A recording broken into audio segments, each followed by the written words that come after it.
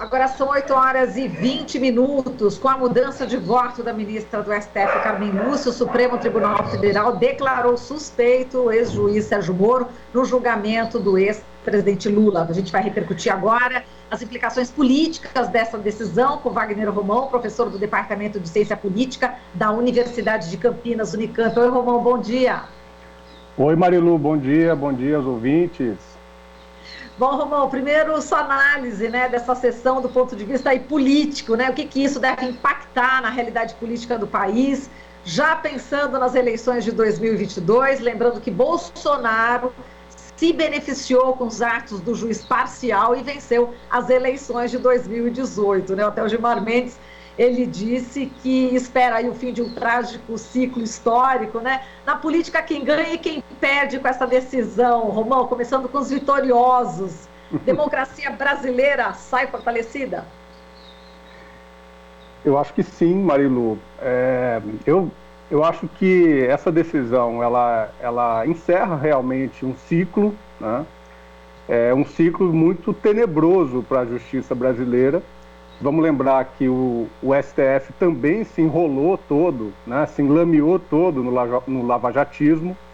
Então é muito importante que a gente também, nesse momento em que há uma espécie de redenção do STF, a gente não perca a história, né, e não se esqueça de que nesses últimos 5 anos o STF acabou sendo absolutamente conivente com o que vinha sendo praticado pela Lava Jato, né? E a Lava Jato, ela não é apenas a Operação Lava Jato, né? Ela é um tumor, realmente, que se espalhou pelo judiciário brasileiro e que fez com que as decisões judiciais, sobretudo nesse caso, mas não apenas, né? Elas pudessem ser feitas como um tribunal de exceção, né? Como o próprio Gilmar Mendes lembrou aí. Então eu penso que não há dúvida que é um momento importante, mas a gente sempre precisa ficar com os olhos, né, muito abertos e vigilantes. Eu acho que tudo que passou nesses anos faz com que a gente sempre tenha muita desconfiança do que pode acontecer, né? Infelizmente a gente tem realmente uma politização muito grande das esferas judiciais. Então é um momento importante de vitória, né, daqueles que batalharam muito em torno da busca da verdade, né, da busca da justiça, mas é importante que a gente fique vigilante, né? Eu acho que a democracia vence, porque a Constituição vence, basicamente, né? A gente viu aí que finalmente a Constituição foi levada a sério e todo, enfim, o arcabouço jurídico aí brasileiro, também aquilo que está na letra da lei, também foi levado a sério. Então acho que esse é o aspecto fundamental. E, claro, isso abre uma porta enorme aí, né, para o retorno efetivo da participação do presidente Lula na política brasileira. Agora, como você falou a respeito do STF, né, a gente lembra que vários juristas denunciavam essa suspeição, pediam atitudes do STF, cobravam, mas as pessoas, né, os juristas, políticos, analistas, sempre estavam falando que não existia ambiente político para a decisão naquele momento, né, que está ocorrendo agora. Agora, esse ambiente político, você acha que pode crescer, na sua opinião, a ponto de ser aberta até uma CPI da pandemia no Congresso? É possível que o Centrão, em algum momento, pule fora aí do barco e abandone Bolsonaro? É possível. É possível. Agora, a gente vê que o Bolsonaro está tentando fazer, está jogando a sua sobrevivência política também nesse momento, né? Eu acho que a onda, né, do Bolsonaro como principal figura da política brasileira, que comandou, né, o país aí nesses últimos o país não, porque ele fez muito, na verdade é um grande desgoverno, né? O que ele praticou nesses últimos 2 anos. Mas não há dúvida que ele foi a figura principal desse período, né, desde a eleição em 2018. Ele foi a figura política principal. A gente sabe que o governo federal ele tem né, quer dizer, ele é muito extenso, ele tem muitos cargos.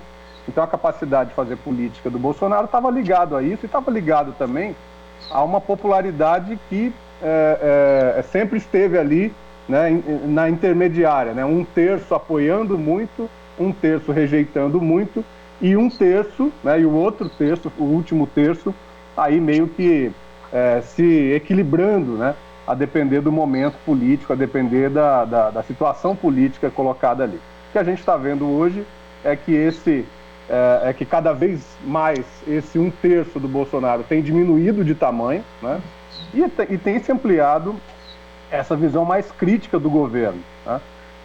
Ele tem ali uma característica muito evidente, né, durante toda a sua trajetória política, de confronto, né, e recua muito pouco. Ele tem sempre dito que fez tudo certo, né?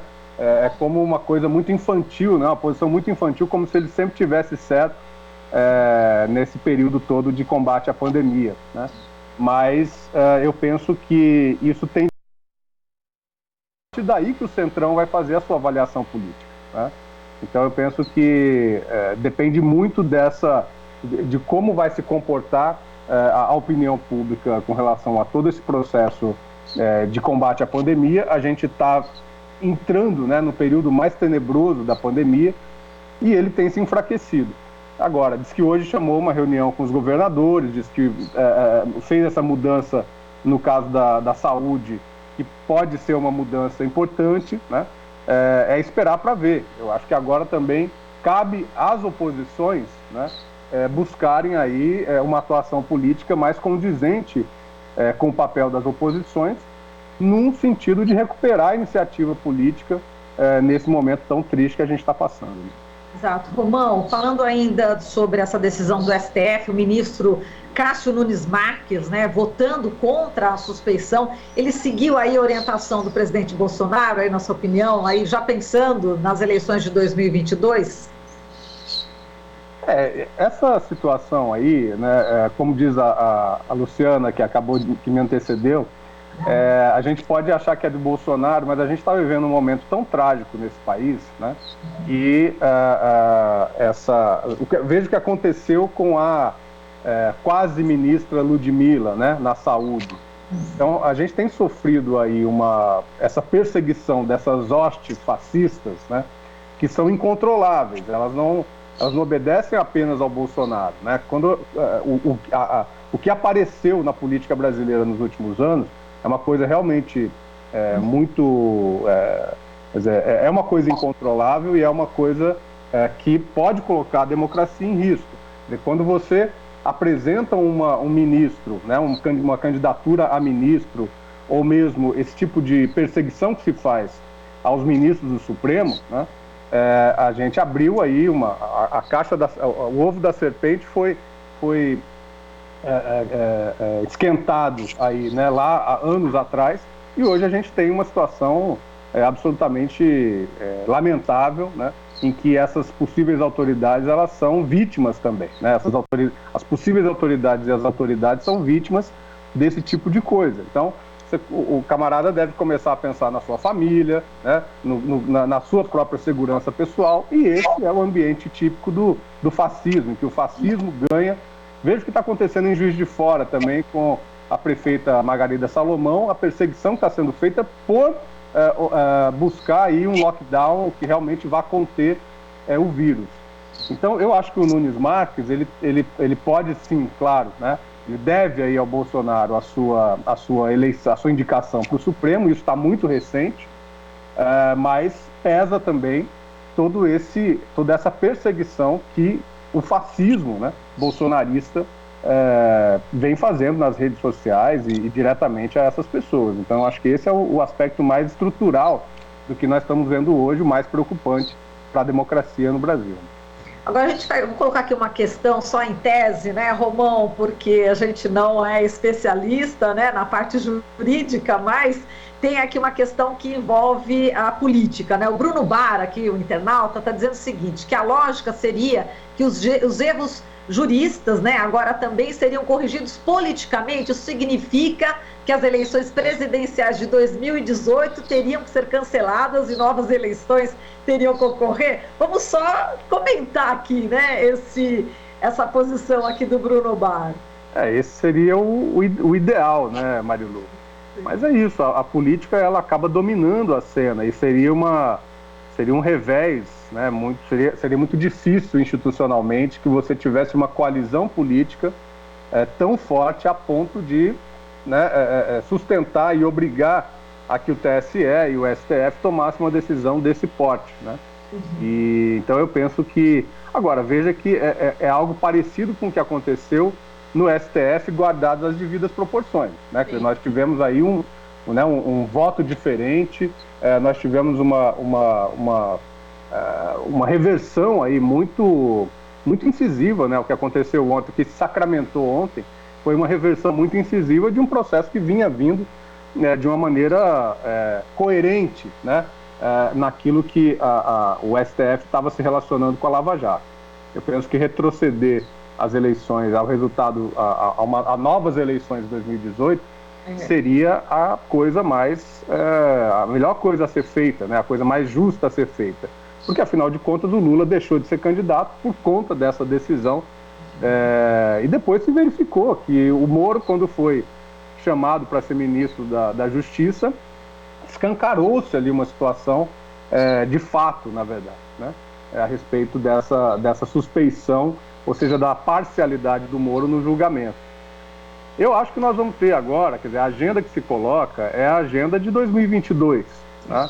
É claro que o Bolsonaro tem crimes e mais crimes, apenas para a gente ficar no contexto da pandemia, né? O fato dele não ter comprado a vacina no momento em que ele poderia ter comprado, né, Marilu? Eu acho que isso aí já é um baita de um crime que matou realmente pessoas, né, que poderiam ter sido imunizadas por vacinas que poderiam já estar sendo aplicadas nessa população. A gente já poderia estar com metade da população brasileira vacinada e imunizada, e a gente não teria essas 3 mil mortes que a gente teve ontem, né, catalogadas ontem. Então eu penso que esse é um crime que já está explícito aí na condução, né? É um crime de responsabilidade, é um crime, enfim, de incompetência, né? Algo que já estava colocado. Quem conhecia o Bolsonaro, né, já sabia dessas qualidades dele, né? Agora, realmente muito difícil que o processo político dê conta de tantas reviravoltas em tão pouco tempo. Então eu penso que o que está no horizonte é realmente a eleição de 2022, e aí as oposições, né, as forças democráticas desse país, né, vão ter que realmente trabalhar bastante para conseguir formar uma boa coalizão para que possa fazer frente ao Bolsonaro, né? É bem provável que ainda o Bolsonaro esteja forte nesse período. Agora, depende muito também do que vai acontecer nos próximos meses, né? A gente pode ter aí uma candidatura alternativa ao Bolsonaro no campo da direita, que vai ser a candidatura a ser enfrentada pelo campo de esquerda, pelo campo progressista democrático, né? Depende muito de como vai se dar essa evolução da popularidade do Bolsonaro, a depender, sobretudo, da condução da crise sanitária e da crise econômica também. Mas o nome do Lula, né, desse presidente Lula, é um dos nomes aí mais cotados de acordo com as próprias pesquisas, né? Você acha que poderia haver essa coalizão, inclusive, da esquerda com o centro também? Então, Marilu, eu penso aí que, veja, o que se colocou nos últimos anos, né, foi uma relação, o centro político, isso que a gente chama de centro político no Brasil hoje, ele aplicou o golpe em 2016 junto com a direita política, né? Quer dizer, se o centro não tivesse se movimentado, né, para se conectar àquilo que era Eduardo Cunha, essas figuras, Michel Temer, essas figuras tenebrosas da República Brasileira, não teria havido impeachment e nós poderíamos estar numa situação muito diferente, né, hoje, em 2021. Agora, a partir de um programa de esquerda, né, a partir de um programa de reconstrução nacional, a partir de um programa de eliminar, né, tudo aquilo que Bolsonaro destruiu nesses 2 anos e pouco, né, em termos de institucionalidade política, em termos daquilo que a Constituição previa, né, em termos de democracia, eu acho que me parece que esse é o ponto central de um programa para o país a partir de 2000, nas eleições de 2022, né? E se algumas forças, né, do centro político aderirem a esse programa, estiverem de acordo com esse programa, né? Quer dizer, se também fazerem a sua autocrítica, né, sobre a sua condução na política, sobre a sua atuação na política brasileira nos últimos 4, 5 anos, me parece que é possível e é importante que partes do centro possam aderir à candidatura Lula, né, que me parece que você tem toda a razão, é a candidatura mais forte, ele foi presidente da República, tem experiência, né, tem habilidade política inigualável, eu acho, no Brasil hoje, né, como liderança política. Eu penso que é importante, sim, que setores aí possam aderir a esse campo.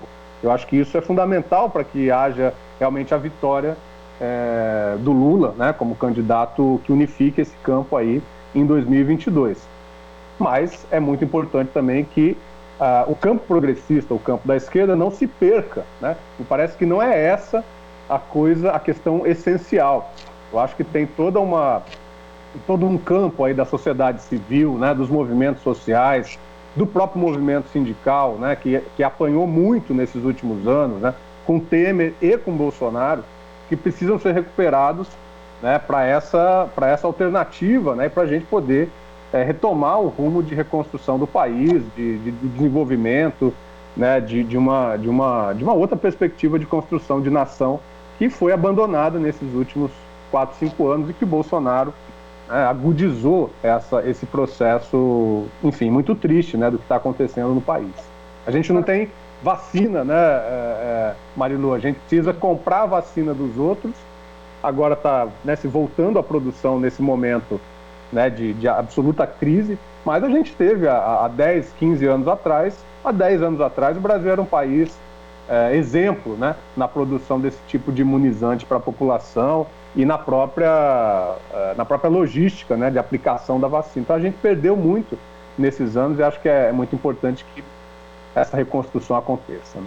E vamos ver como é que fica a politização do judiciário, né? Se continua, até o Portela, do Coletivo Advogadas e Advogados pela Democracia, conversando hoje aqui com o Glauco, né? Ele acha que é possível até que a suspeição do Moro possa ir para o plenário, né? Passando por cima do regimento interno, do STF, levando essa história da suspeição aí para mais longe, né? É sempre temerário, né? Com certeza. Eu assisti a entrevista do Portela e concordo que há um risco, né? Mas eu penso também que é muito delicada a posição do Supremo, né, em querer levar isso para o plenário, né, para o pleno ali da decisão dos 11 ministros, né.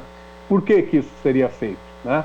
Seria de novo, né, uma posição de exceção, porque a regra é a segunda turma decide, a segunda turma né, implementa as decisões, né? Então eu acho que seria novamente uma situação de exceção. Não vejo clima político para que o Supremo faça isso. Claro que a gente tem que ter muito cuidado, como eu inclusive comecei falando, né, nessa nossa conversa, Marilu, mas eu penso que é muito difícil que isso ocorra, né? Espero que isso não ocorra, porque se ocorrer, realmente vai ser uma situação inédita aí, em termos do processo, né? Me parece que é inédita, né?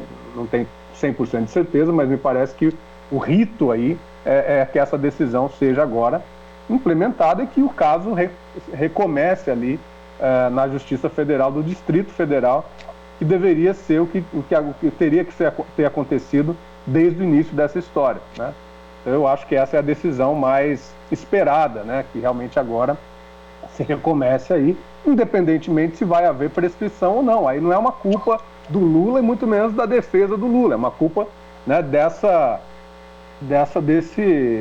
desse processo aí tão maluco, né, que aconteceu nesses últimos 5 anos, de novo, que a Lava Jato protagonizou, mas que o Supremo avalizou. Então, lamentamos aí, mas dessa vez a prescrição, né, ela acaba sendo uma alternativa, inclusive, mais justa, né, se a gente considerar tudo de ruim que já aconteceu, todos os 580 dias, né, de prisão do ex-presidente Lula, né?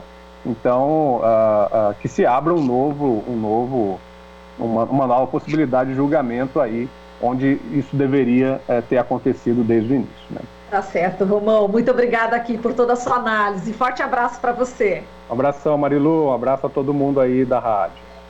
Também. Muito obrigada. Falamos aqui com o Wagner Romão, ele que é professor do Departamento de Ciência Política da Unicamp. Você está ouvindo Jornal Brasil Atual. As notícias que os outros não dão.